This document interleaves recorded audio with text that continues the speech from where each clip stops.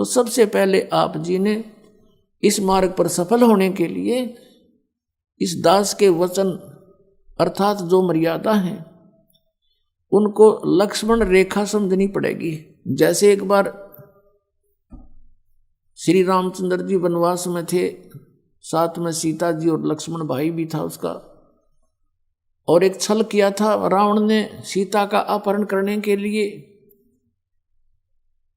तो उसमें उसका रावण का मामा मारीची एक हिरण बनकर स्वर्ण का सोने का, और सीता जी ने वहां कोई बगीची लगा रखी थी उसको तोड़न लग गया। सीता ने उसको देखा और कहा, उस पर आसक्त होगी, अपने पति से कहा कि इस हिरण को मेरे लिए लाओ, मुर्दा लाओ चाहे जिंदा लाओ, मुझे चाहिए। श्री राम उनके पीछे चल पड़ा, वो आगे भाग लिया सपेटते, पीछे से आकाशवाणी कर दी, हाय भाई मर गया।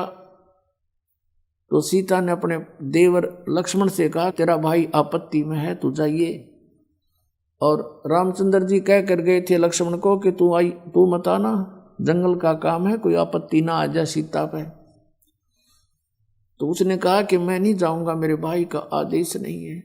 तो सीता ने बुरा भला कह दिया कि तेरी नीत में खोट है, तू चाहता है वो मर जावे, तो मुझे पत्नी बनाना चाहता है। इस बात का दुख माना उसने लक्ष्मण ने और कहा, ठीक है माता मैं जाता हूँ। बड़ी भाभी को माता के तुल्य मानता था और उसके मन में दोष था सीता के। लेकिन एक काम करना, मैं तेरी झोपड़ी के चारों तरफ एक मंत्र बोलकर रेखा खींच कर जाता हूँ, तू इससे बाहर मत जाना। सीता ने कहा ठीक है। लक्ष्मण भी चला गया पीछे से। रावण आ गया एक साधु रूप बना के आटा मांगने के लिए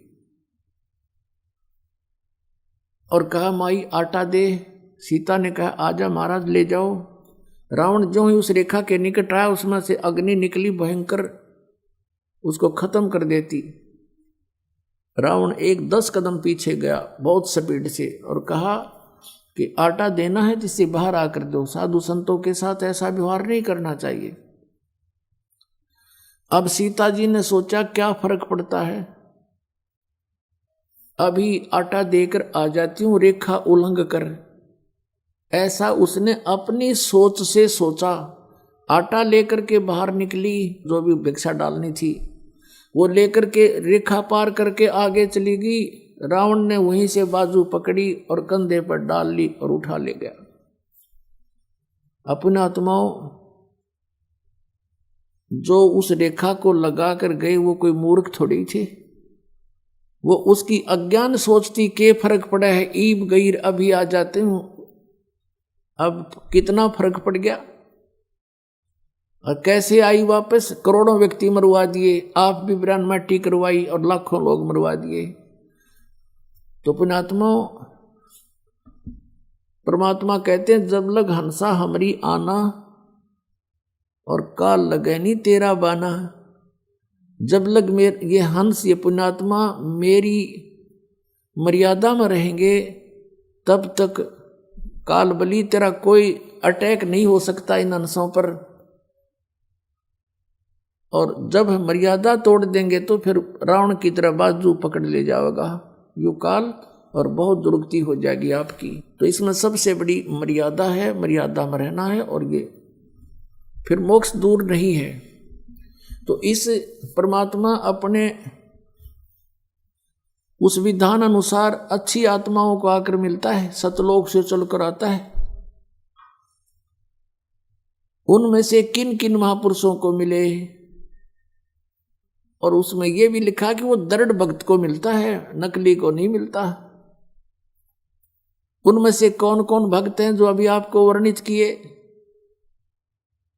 अब पुण्यात्माओं, ये 7 दिवसीय सत्संग इसीलिए किया गया है कि इसमें हम विशेष डिटेल से आपको सत्संग सुना सकें, क्योंकि ये इतना विस्तार से ज्ञान देना पड़ता है, उस अज्ञान को हटाना पड़ता है, वो रेग मार लगाना पड़ता है जो अज्ञान हमने ठोक रखा है, भर रखा हमारे अंदर उस अज्ञानी संतों ऋषियों ने।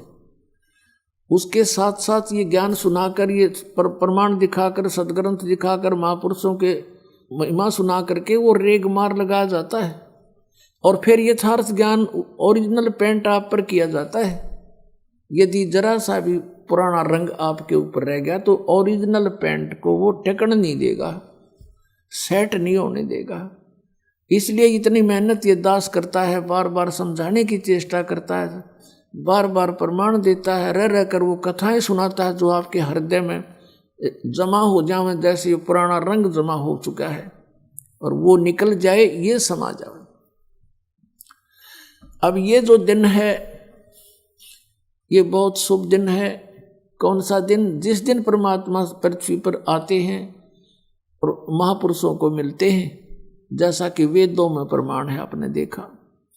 और फिर इन महापुरुषों की जीवनी में प्रमाण है कि कौन परमात्मा ने ऐसी लीला की, तो इससे भगवान भी पहचान में आएगा और ज्ञान भी समझ में आएगा और समाधान भी पक्का होगा कि सचमुच यही है वो परमात्मा की वे ऑफ वर्शिप, परमात्मा की पूजा की विधि भी यही है।